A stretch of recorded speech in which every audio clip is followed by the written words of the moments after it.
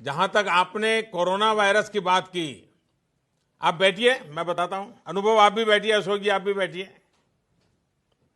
जहां तक आपने कोरोना वायरस की बात की, तो ये सही है कि बहुत से लोग इसे लेकर बहुत चिंता में है।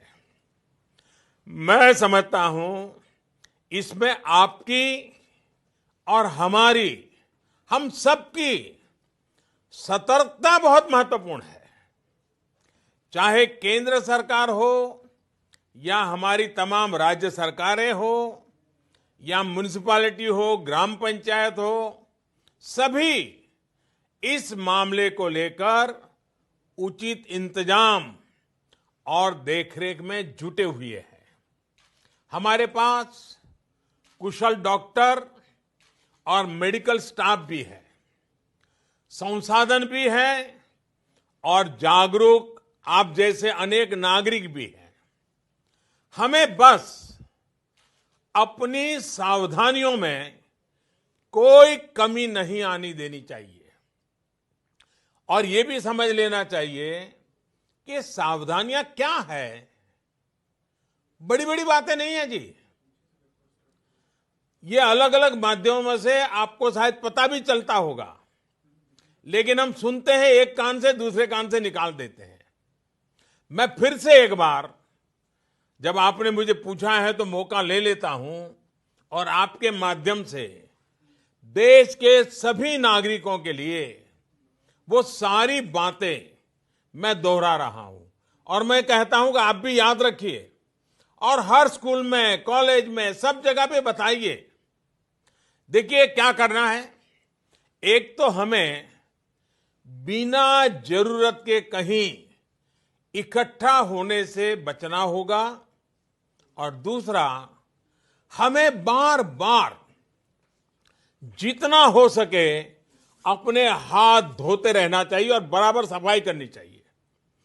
अपने चेहरे को, अपने नाक और अपने मुंह को बार बार छूने की हमारी जो आदत है, अब थोड़ा उस आदत को बदलना होगा।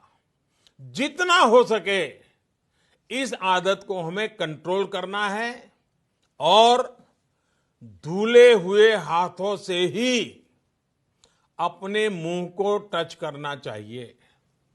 जानकारों का कहना यह है कि ये खांसते या छींकते समय जो छींटे निकलते हैं, सांस के साथ ऐसे छोटे छोटे छोटे बिंदु निकलते दिखते भी नहीं है, उसमें जो भी संपर्क में आता है उसे ये फैलता है।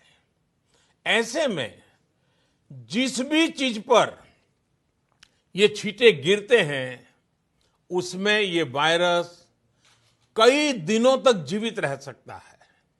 इसलिए बार बार साबुन से हाथ धोना बहुत जरूरी है। एक और आदत हमें जरूर डालनी है। अगर खांसी और छींक हमें आती है तो कोशिश यही करनी है कि दूसरों पर इसके छींटे न पड़े और जो कपड़ा या रुमाल हमने छींकने के समय इस्तेमाल किया होता है उसे भी दूसरों के संपर्क में न आने दें। साथियों, जिन जिन लोगों को ये संक्रमण हुआ है उनको तो जरूरी निगरानी में रखा ही जा रहा है, पूरे वॉच में रखा जाता है। लेकिन अगर किसी साथी को शक होता है कि वो किसी संक्रमित साथी के संपर्क में आया है तो उसको बहुत घबराने की जरूरत नहीं है। अपने मुंह को मास्क से ढक करके या किसी बड़े कपड़े से ढक करके सबसे पहला काम करना चाहिए, किसी न किसी नजदीकी अस्पताल में चेक करवा लीजिए। ये बहुत जरूरी है।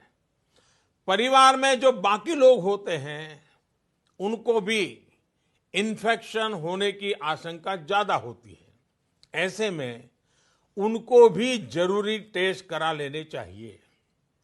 ऐसे साथियों को मास्क भी पहनने चाहिए, ग्लव्स भी पहनने चाहिए और दूसरों से कुछ दूरी बना करके रहना चाहिए।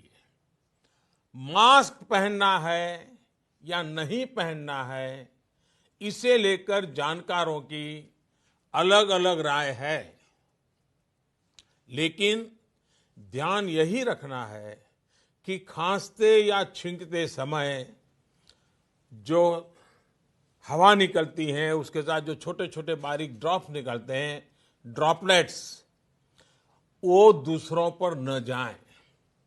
वैसे मास्क पहनते समय भी एक चीज ध्यान रखनी है, मास्क को एडजस्ट करते हमारा हाथ बार बार मुंह को छूता है।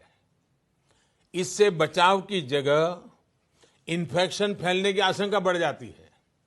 साथियों, ऐसे समय में अफवाहें भी तेजी से फैलती हैं। कोई कहता है ये नहीं खाना है, वो नहीं करना है। कुछ लोग 4 नई चीजें लेकर के आ जाएंगे कि ये खाने से कोरोना वायरस से बचा जा सकता है, ढीकना करने से बचा जा सकता है।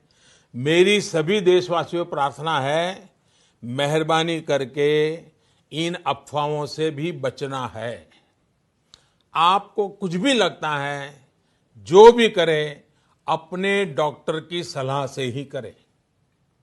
हम स्वयं डॉक्टर न बन जाए। और हां, पूरी दुनिया आजकल नमस्ते की आदत डाल रही है।